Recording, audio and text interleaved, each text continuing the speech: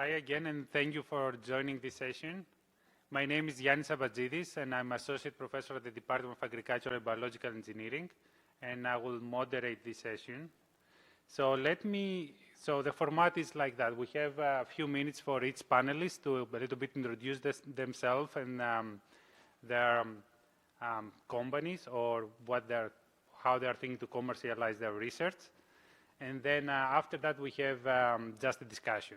And I have some questions, but please feel free to ask your own questions. So let me start with the first panelist, Dr. Wang. She's an associate professor at the Department of Food Science and Human Nutrition.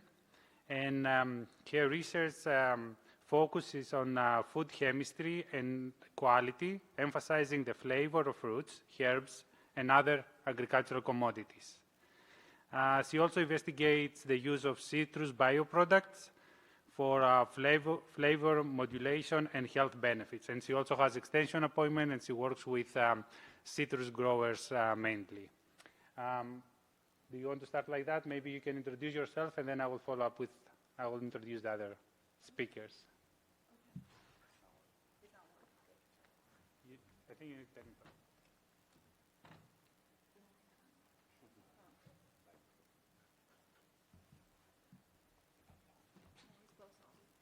You can come here. So what we are doing with him, 3 people at the different stages. So the first one, Dr. Wang, is more like starting now to see how she can commercialize her research. And then the other 2, they are in more advanced stages. Hi, my name is Yu Wang. I'm associate professor at Food Science and Human Nutrition. So for what we're doing right now is we develop an AI-driven platform for the flavor and food industry for their product development. As Yannis just mentioned, we're at the very, very early stage. When he invited me, I was like, are you sure you want me to be there? Because obviously, I don't have any successful experience here, but I do want to share some my struggling and challenge we have, what we already did, and I'm very open to comments and discussions. If I fail, I'm happy to be used as a negative control. So, but I'm very happy to be here. Yeah, and thank you for coming. And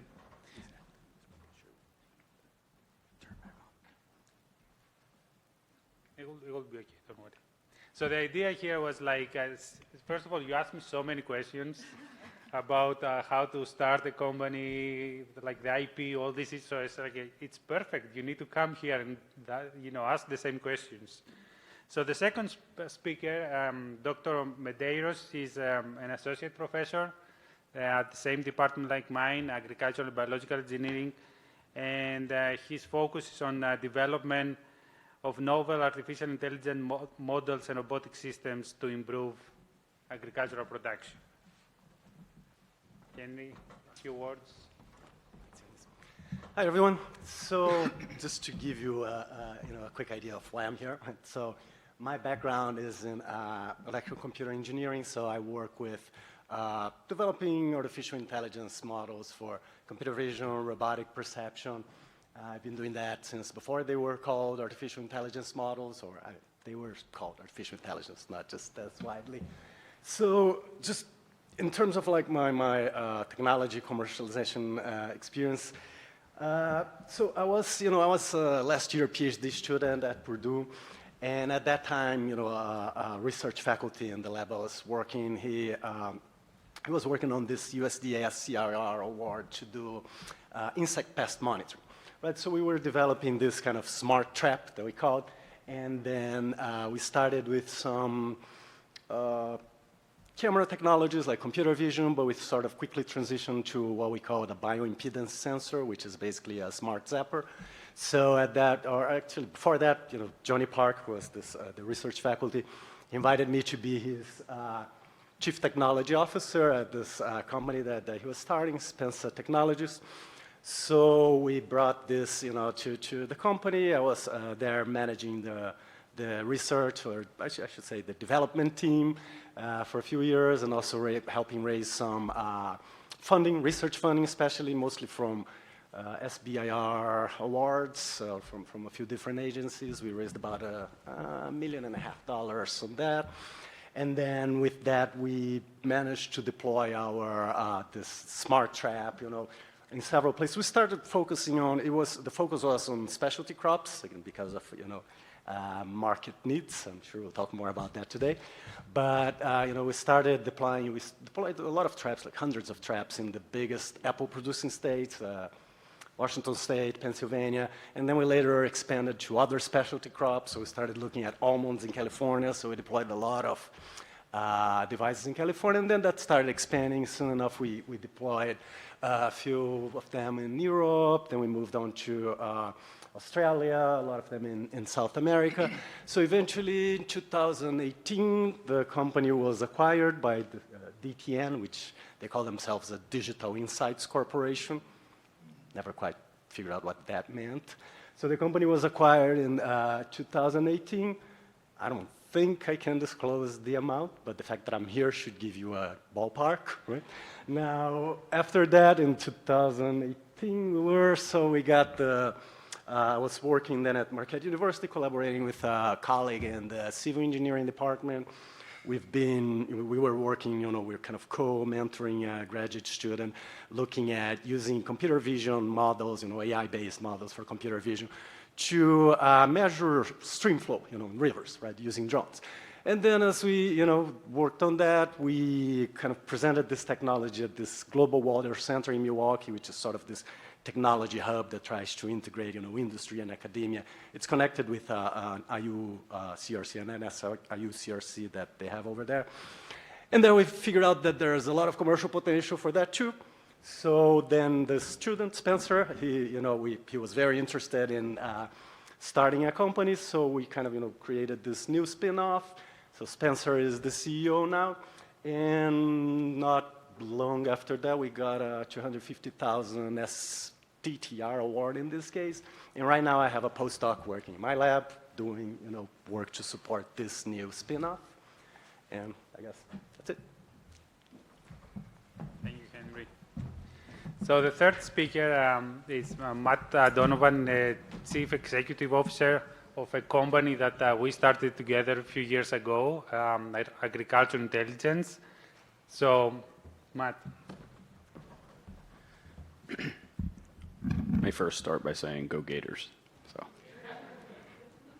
don't know if you can see, kind of orange and blued up here.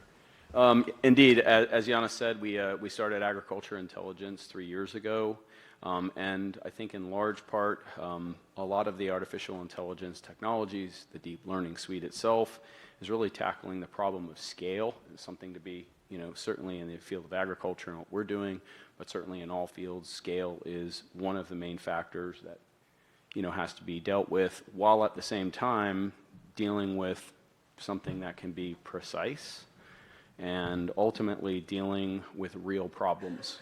I think every of the panels that have been up here, they're describing, real problems that exist, and the use of digital twins is certainly a way to do that. So these problems come in a multitude of representations, and certainly in agriculture, the land area itself is part of the scaling problem. Traditional methods, use sampling, error rates, or an aggregation of error rates are certainly some of the issues, and those traditional practices just don't really tackle the scale. And then the precision bits, more errors incurred because of what are largely human-based collection processes. And some of the technologies that exist in this space as a data source, satellites are not HD, they're not resolved enough. And UAVs are really tremendous tools, but they often lack the wide-scale data collection capability, so it extends the time frame for a commercial decision maker to utilize their fine tools. So, as I think most of the people in here might know, Dr. Ambatzidis began creating a solution that was tackling a lot of those problems, and that became the AgriView platform, which our company, after we were founded, we began the licensing process, which we'll talk about a little bit later. And the solution dramatically tackled all of those problems of scale while trying to be precise and tackling the real problems, and then developed, a quick and easy way in which that decision makers out in the field, growth managers, in this case, citrus executives or decision makers, can more clearly understand what's going on in the field. We extended that capability with the same philosophy by developing the nutrient analysis that really is core for trying to give a grade card to the actions that are being taken by the citrus growers. In 2020, which was a fun year, as I think most of us recall. But through that process, the AgriView platform was named to the ASAB AE50 list, along with some luminary companies in the agriculture space. The work itself, the product, and solving a real problem led to our first large contract with one of the only 7 authorized crop insurers in the United States, any country. And we did that compared to 8 other companies that they selected from across the world. And AgriView was selected by them, and the procurement officer made it very clear that we were selected because of the accuracy and the consistency of the results that were produced right here and ultimately were delivered from the invention made by Dr. Ambatzidis here at the University of Florida. And it was a selection that was very easy for them. The procurement officer said that we were selected hands down, and it wasn't even close to the competitors in our space. And most of the competitors on the commercial side have already received 8 figures in funding, but it's ultimately about the result we were able to deliver. And expanding a little bit on that history, this is kind of the timeline since we started the company on March 29th of 2020, which I don't know if how many of you want to start a company, but doing it a few weeks after the world shut down was a very interesting process. But we quickly began the process of pulling the technology out by licensing, working with the Office of Technology and Licensing. And then we began that process of going to market and finding our first customer. As we went along the way, we were able to achieve some grants. I think, as Dr. Medeiros had indicated, that's certainly a good use of trying to make the company vital as we moved along. And as we've proceeded through this process, we continued to protect the technology by walking through the patent process. In July of this year, we received our U.S. patent. We have a provisional patent in Spain, filed in Spain, Mexico, and Brazil as well. So we're fingers crossed on that. And in the process, we were completing the SBIR phase 1. We were invited to the phase 2 process, and we received the phase 2 grant earlier this year, which we just started on September 1st last month. And just Monday, we actually signed the second of the 7 crop insurers to a multi-year contract. So we are going to be able to provide crop data analytics for essentially 30% of the U.S. crop insurance market so that they can have accurate inventory, which is crucial and vital to their business and solves a massive business problem for them.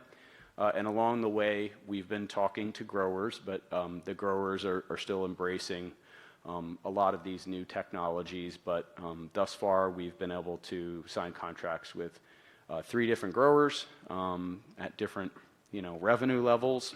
But one of the growers is a very innovative grower here in Florida, and they're have lent their full support to what they're doing in their fields, but they now see AgriView as a key AI tool that they're trying to utilize so that they can improve their business. So with that, I guess we'll turn this off and go to the panel. Yeah? Yes. Okay. Thank you, Matt. So what we do next is I will ask the first question. And then please feel free to raise your hand, and if you have any questions or anything, any comment, if you have your own experience, please share it with us. So the first question it's for all of the three of you, but mainly for the two faculty. What are the key considerations and maybe challenges for faculty members, but also students, postdocs, and other researchers looking to spin off AI companies based on their research, and how can universities better support and incentivize these endeavors? Challenges. Well, I think for me, it's kind of like I need to think in a different way because I'm so used to like, publish or write a grant proposal, but to translate this, what we have, into something maybe someday could be a startup company is what I need to consider is if someone going to use it. And are we really going to solve some real problem in the reality? So because I have some extension responsibility, so I got a lot of chance to talk with our stakeholders to understand their challenge. And then, we need to consider what's really the challenge for them to work on their daily life. Then, like, we can integrate that into our product development. That's what I learned, through this process. So when we build up a specific feature, it's always like, based on what they need. It's not like, based on what we thought is going to be scientifically valuable. It's actually, that feature really solve their problems. So speaking of what university to support us is I attend the webinar provided by our UF Innovate Center. It's a really great webinar, and they give a lot of information about at different stage what you need to do and some very great experience. And also, like right now, we are working with them to patent our platform. So also, like the university could. There are a lot of like the events like this one, and to bring me to meet more people and more stakeholders, more potential users, or even investors. So if you're on this way, I just encourage you to attend more events. You never know who you're going to meet. So it's really helpful. Well, I think we could have a panel only on that question, right? That's a very big issue. But I think fundamentally, in my opinion, I think that the main problem that we have here is that we need a little bit of a culture shift, right? I think we need to understand, again, there are lots of practical ramifications to this kind of, let's call it a culture clash. We have to understand, most of us acknowledge that universities and startup companies, they want, they have this common goal of getting your research out there into the world, right? Doing something useful so that, people can benefit from it. So, of course, in most cases, few people are better positioned to take your research and convert that into a product than yourself, right? So, of course, not everyone wants to commercialize their technology, but if you are willing to do that, you do have the skills to do it. If you can run a research lab, you can manage a small team of engineers working to turn your research into a commercial product, right? And then as you do that, it's inevitable. If you want to have a successful startup, you're going to have to learn a lot about the market needs. And learning about the market needs is nothing more than learning the details about the problem that you're trying to solve. So that ends up making you a better researcher along the way, right? You kind of, you fit the cycle back. But that's something that is not always entirely clear.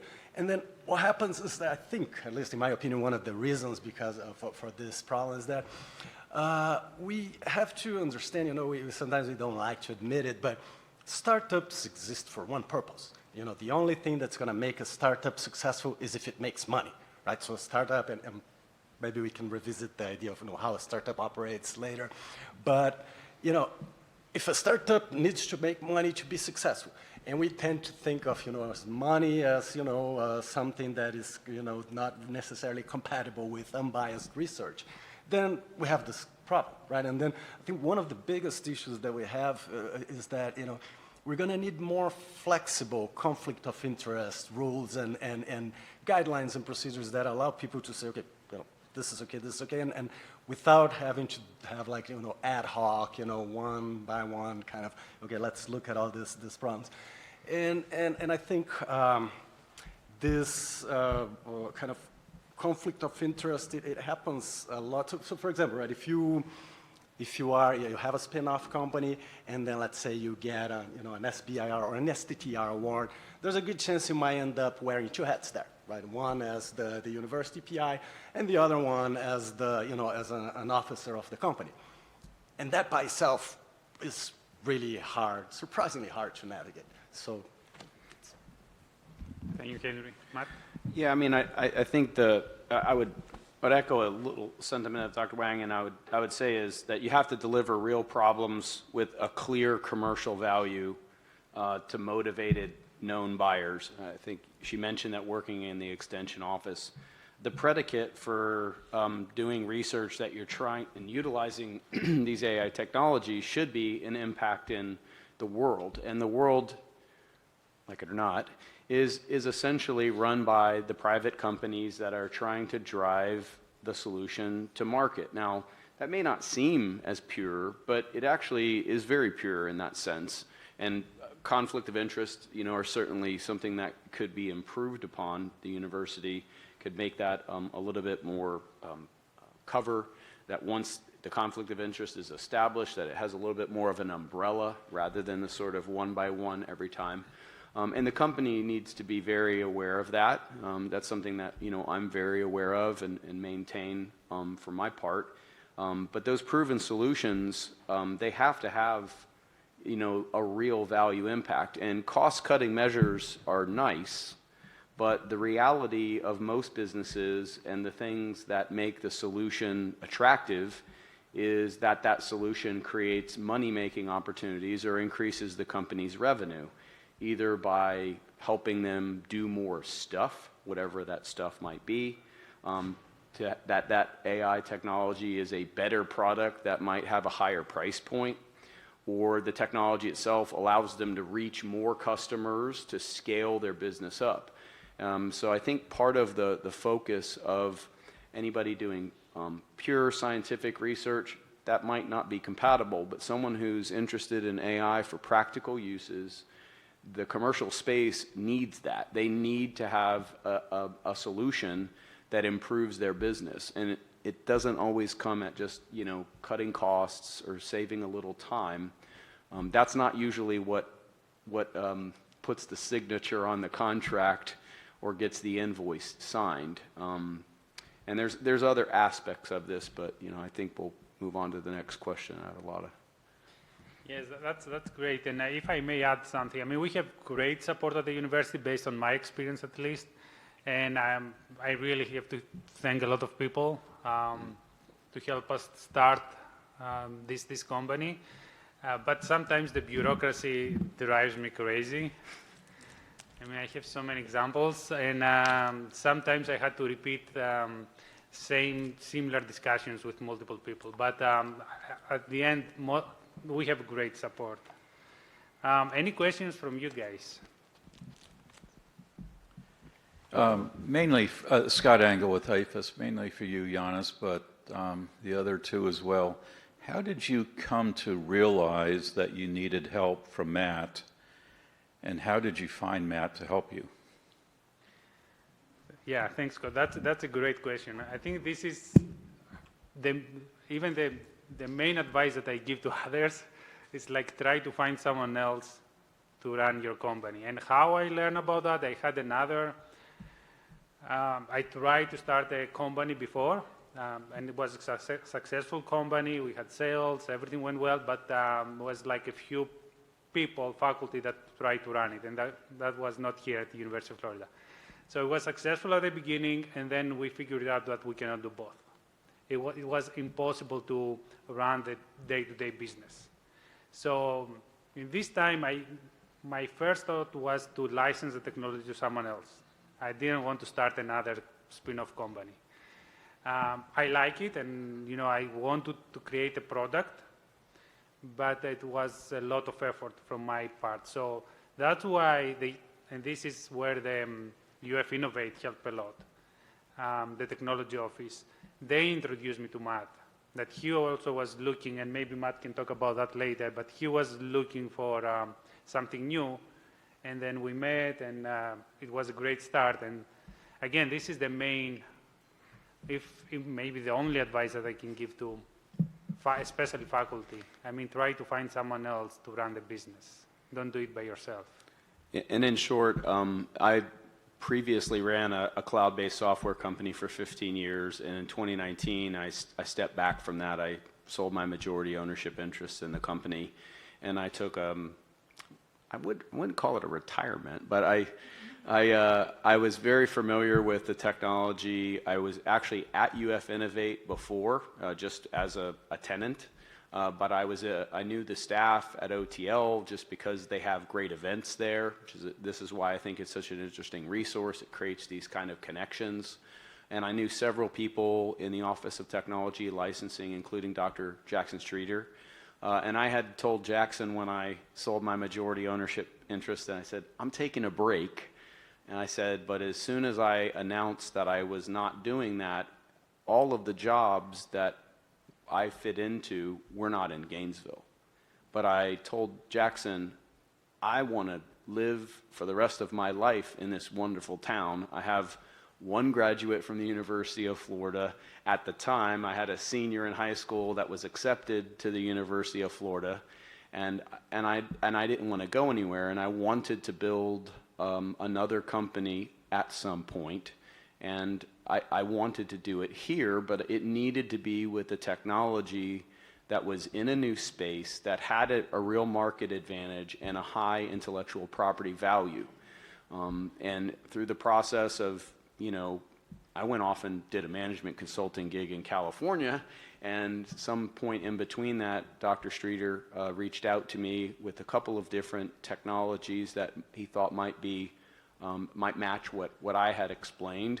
And one of those technologies was the AgriView platform. And eventually, after I had a chance to review everything that I could about the platform, understand the market a little better, that was when I was able to be introduced to Giannis in a more formal manner, and we began the process of creating the company. And of course, you saw the timeline from where we did. So it really was about, in some ways, the connection that the University of Florida creates, the University of Florida, the UF Innovate facility, and then of course the Office of Technology and Licensing. I think they've put an interesting focus on trying to pair the kinds of technologies that can be licensed, and then maybe has a faculty member that knows what Giannis learned the hard way, that trying to play a dual role is extraordinarily difficult. If you're a professor, you should be a professor. If you want to run a business, then you should run a business. I'm not saying that the two should never meet. There's certainly a skill set that any intelligent person can develop. But I think great technology that Giannis developed, paired with the experience and background I have, was really brought together by some of these connections that the University of Florida is every single day efforting to try to bring these technologies, and they've been extremely successful. I think they're the number one technology licensing university, or one of the top three, I believe. There's all kinds of banners in the atrium of the UF Innovate and the OTL offices that speak to that. So I think that's one of the wonderful resources that the combined efforts of a research field with a technology licensing office, with the UF Innovate's focus on trying to create successful businesses, is part of that framework.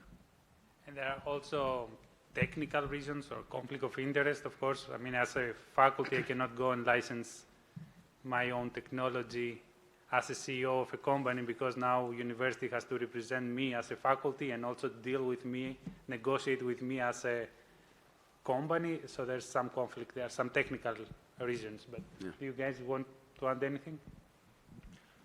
So about the kind of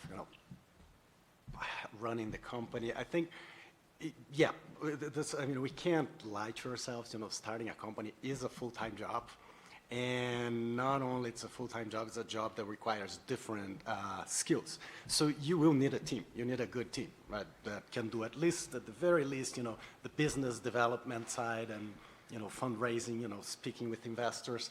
and the technical side, getting the product out there. So if you are lucky enough to find somebody like Matt here, then that's ideal, right? Because then you have somebody who already had a lot of this business experience that you need to get the business out there. I've seen that happen with other spin-offs, and it tends to be incredibly successful. And by the way, I also wanted to spend my life in West Lafayette, Indiana. That's probably why I joined the startup. But, in the end, Fulbright Commission wouldn't let me, but I understand you, man. But, that was different. West Lafayette, Indiana is not Gainesville, after all, right? You're right about that. But a lot of times, this is not, there's you don't have a pool of Matts out there that you can pick and choose, right, and to run your company, obviously, right?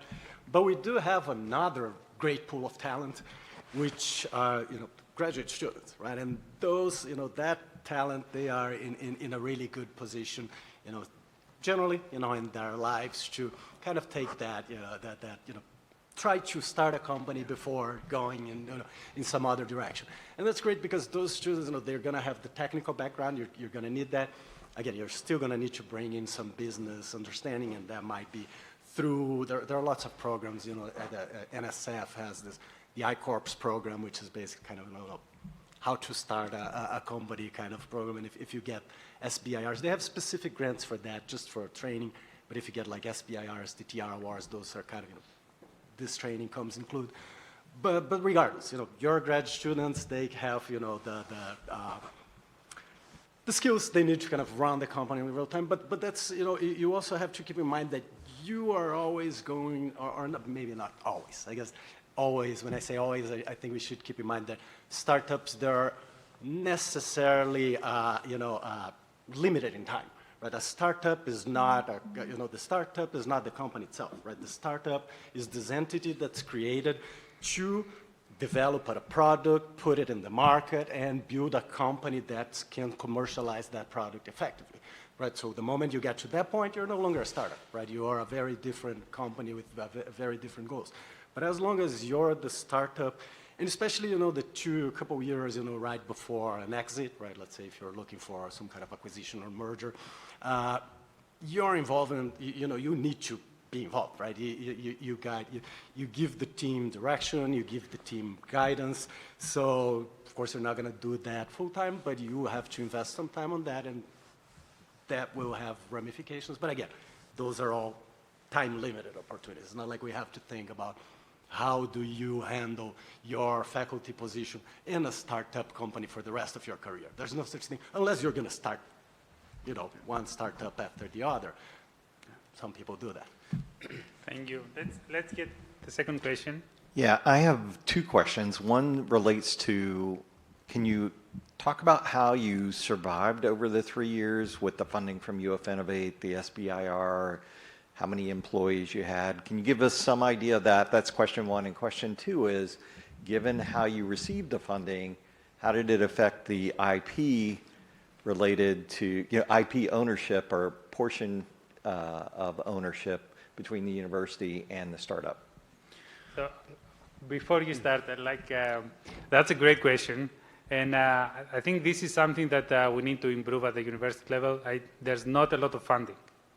There's no funding. There's no funding. So, and again, there's a lot of support. And I do really believe that there's a lot of support and great people that want to help you, but there's no funding. And one example that I sometimes give, and I will say I shouldn't, but I will say today, we even asked for an office at the UF Innovate space, or like for a year or a short period of time. We didn't even get that. We have one, but we had to pay the rent, which is, we need to improve the things like that, but there's, so Matt? There's I would say, an experienced business professional that can run a company and also doesn't need a salary for at least 24 months. That's what it takes. And I say no funding. There, in practical terms, I think, as Giannis just alluded, the university and the programs they have, the OTO, UF Innovate, or whatever mechanism it might be, you need a space. You need lights, water, phone, internet, right? A space at the UF Innovate is about $4,500 a year. That's not extraordinarily expensive, but it's a crucial aspect for the certainly for the first 12 months, if not maybe the first 18 months.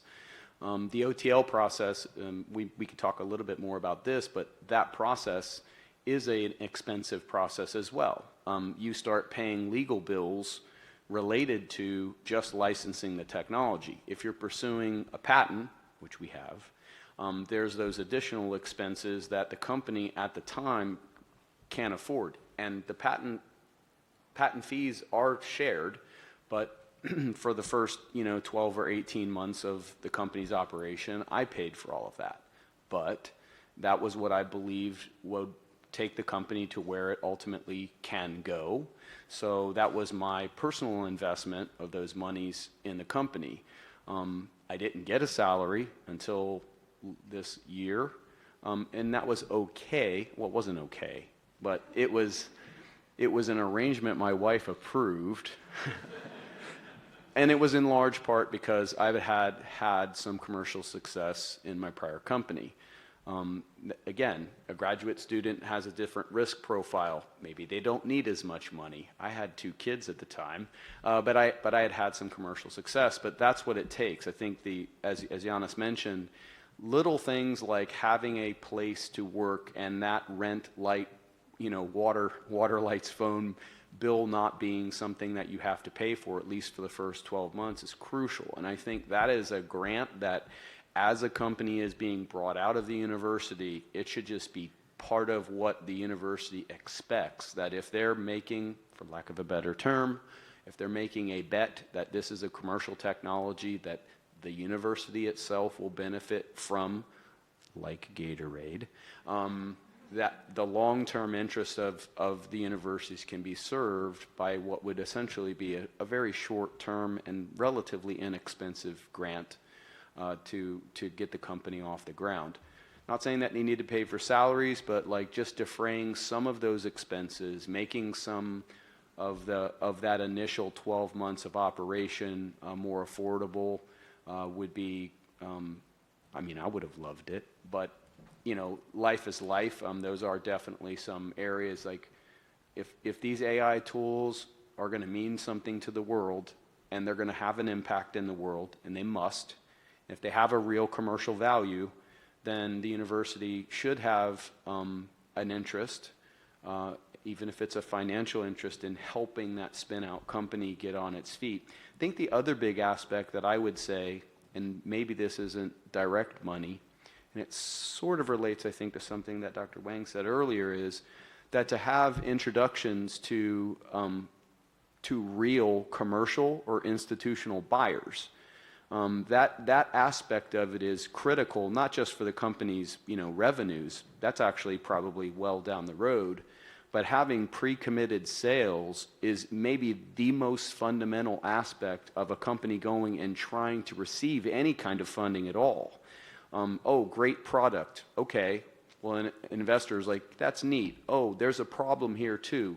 That's great. But, I like maybe the betting analogy here is the second time used. I don't want to be too redundant, but a lot of these investors are looking for the right jockey, the right horse on the right track. And the jockey is the team of people that you can assemble to deliver this to market. And the horse is the product that's being built that can do something. And the track is the competitive space, the market size, all of those factors. And those 3 things have to align. But a big aspect of that is having someone who's a real buyer, either a commercial buyer, like a grower, or maybe an institutional buyer, like the Florida Department of Agriculture, the Florida Department of Citrus, that says, we need that. Yes, we will fund that, and sign either a letter of intent or a pre-sale invoice, because that is core traction that any business that's trying to seek funding to go to the next stage has to have. Otherwise, the investor says, I'm just going to invest in a scooter company. So, because they see the different, that checks the boxes for them. Matt, let's get another question. And I have maybe to correct myself. I think there's some funding, but they don't advertise it very well. So I hear that there's some funding. We haven't seen any of that, but probably there's some funding. Let me put it like that. So any other questions?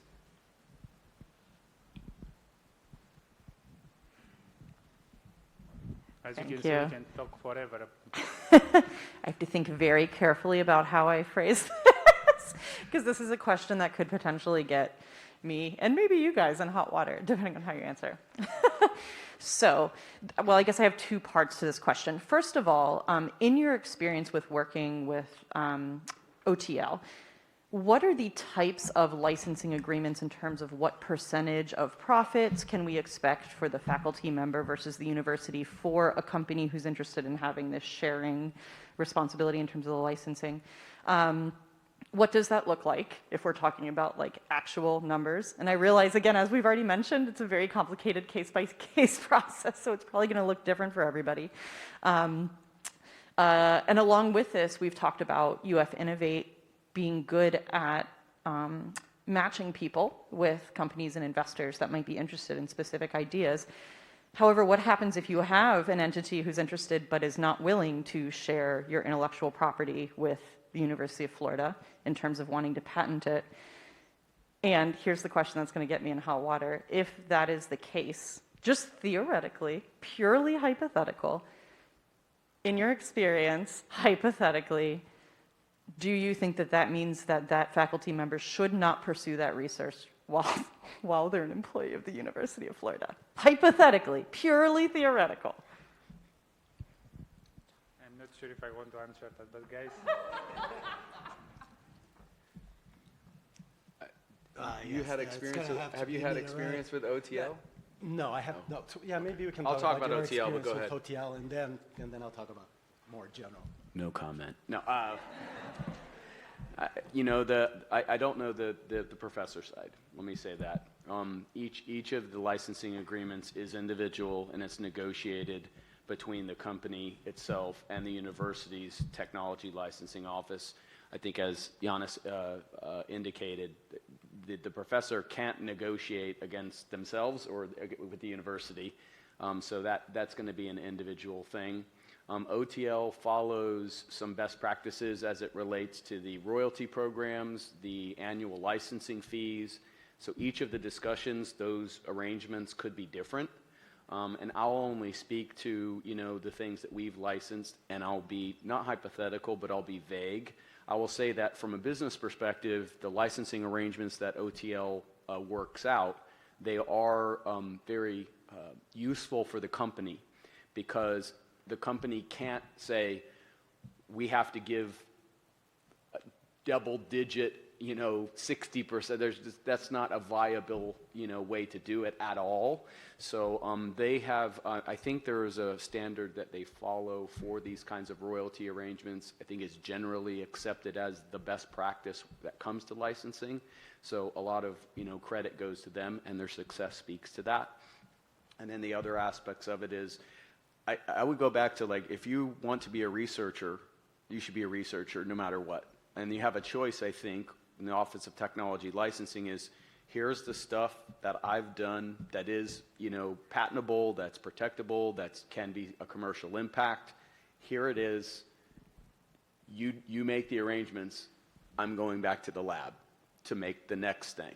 So that's what I was saying before is, if you're a researcher and that's the mission of your life, do that. If you want to be a business person, then leave the university and start your own company. But if you have a cushy job, it's a little rough out here. So we have also, I have an example, like we have another technology that we just licensed the IP to another company, and everything went very smoothly.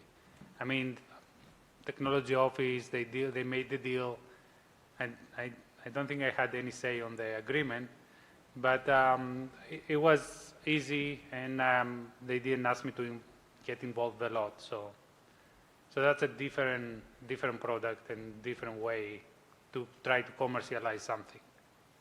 Just licensing to a company, and then we're still working with a company to develop the final product. From a prototype to the product, there are a lot of steps.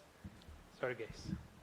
What I can tell you is talk with UF Innovate, and they can give you a lot of suggestions based on your case. Because, like, when I started, I have like a lot of questions, probably not very appropriate, but talk with them. They would respect, like, what you prefer to do because you're an inventor and you're doing the research, and you're gonna continue contribute to that product. I'm sure, like, even like we patent that most of the time, that technology still need to get optimized and improved, or more features need to be added in. So talk with them, and what I understand is they always respect what the faculty prefer to do, and there are a lot of discussion, wiggle room, which I think is really good. Actually, that's real true. You can have an agreement like to further improve your product, but that has to be with the company. And you need to find the details, how probably they can pay your program, they support your program to continue doing research. And we are doing that with another company. So, Henry, sorry. Yeah, so I think if your technology has, if you see clear commercial value, all you should really worry about is getting intellectual property protection for that.